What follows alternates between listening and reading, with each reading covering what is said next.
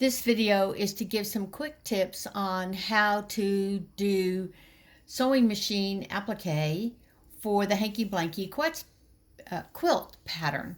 And I've chosen to start with the cat. You are going to be needing some kind of a pen or a pencil that will erase.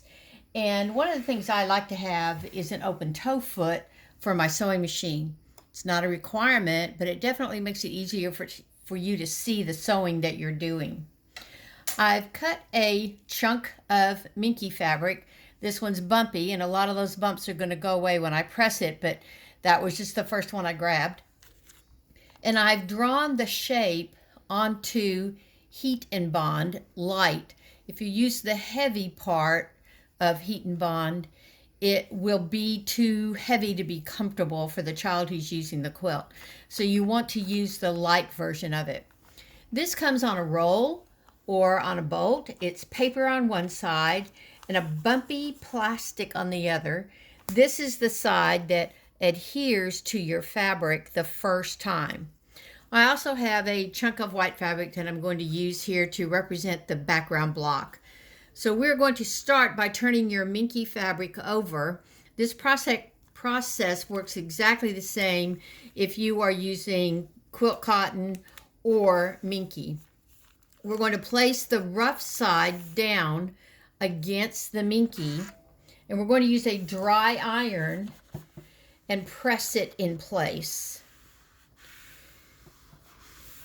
It's not necessary to use any steam for this process. Only use a dry iron. When it is completely secured, then you can peel away the paper.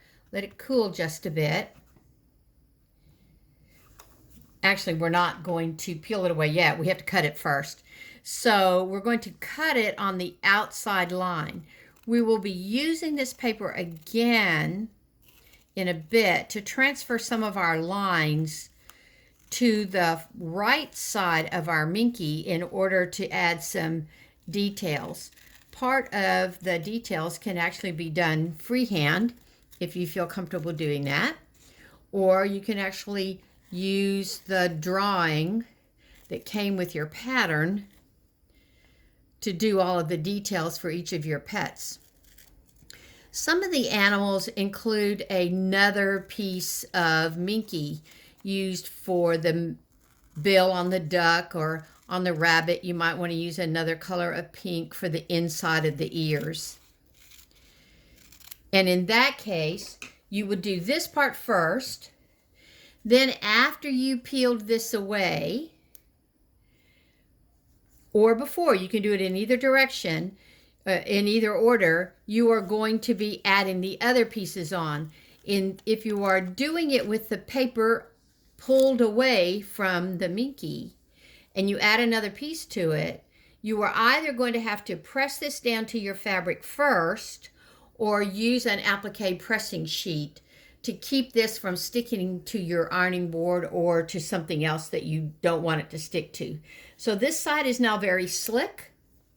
This side is the minky. So you will have a block of your background fabric, and you're going to lay this on your fabric in the position that is called for with the machine. And you are now going to press it in place. I like to press from both sides, just so I can be sure that it makes, that it adheres really well to the background fabric. Now, this is not going to move at all away from this background fabric. It is completely secured and it's going to stay there even through washing. But I do like to add some stitching around the edging of it. So now I'm going to take this to the sewing machine, and I am going to change my foot from my regular foot to the open toe foot. Again, that's only because it's easier for me to see it that way. And you have two choices here. You can use regular thread. I prefer using machine embroidery thread. It's heavier, it's shinier, it's prettier, and I think it adds more detail to what you're stitching. So I'm using machine embroidery thread. The stitch I'm going to use is a blanket stitch, and I took the time a couple of years ago to actually do some different settings on my machine and to do some samples, and I keep this in my instruction book so that I can use it every time I do applique.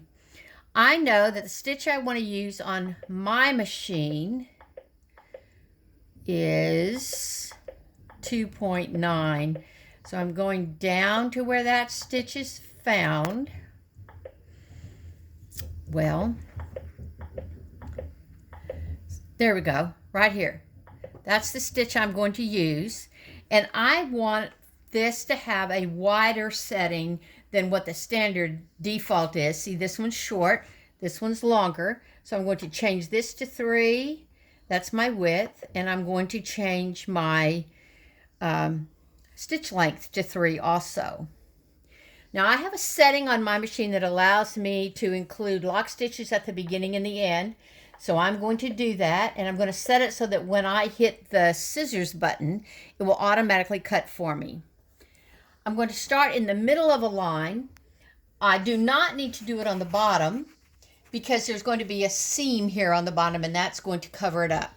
So I'm going to start here, and when I put my foot down, it is going to do straight stitches after the lock stitches, and then it's going to zig into the minky and actually take a bite out of the minky.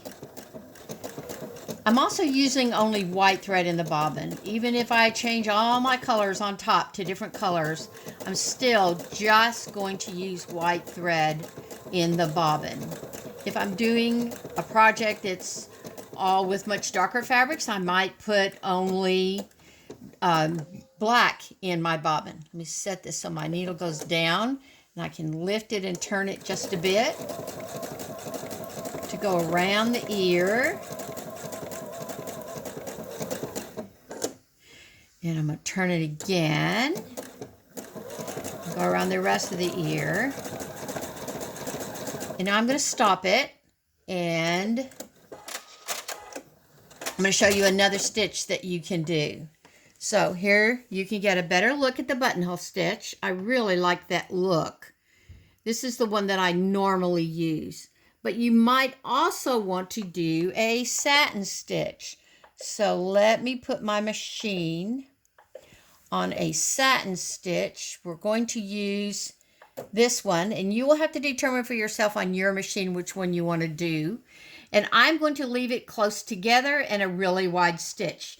And now I'm going to pick up at the top of the head, and we're going to start stitching again so that you can see what this one is going to look like. If you've never done applique of either kind, you're going to want to take the time to play with the different settings and see what works best for you. On this project, that's probably a little too wide, but I'm going to leave it for now until I get around the ear. And I will change the look so that you can see how it changes when all you do is change the settings. So I'm going to make this less wide, and I'm going to make it a bit closer together. So this is a tighter satin stitch. Let's see how that changes the look of what I am sewing. So this is going to give me a look that is more similar to what happens if you make this project with an actual embroidery machine. And now I'm going to stop it.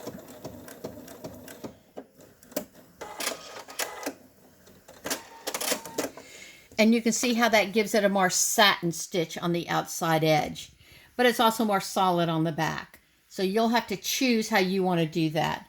When I get ready to do my details, I'm going to use a pen that can come out with the iron, and I'm going to just draw my shapes. You can actually transfer them using this if you want to. If you want to lay it on top and press real hard and go around that shape. Now I see where my circle is going to be. So I can use a triple stitch to do this, or I can use a satin stitch to fill in the spaces. So that's how you use the heat and bond. It's only used on the back. It's never used on the front, and it completely adheres your minky to the background fabric.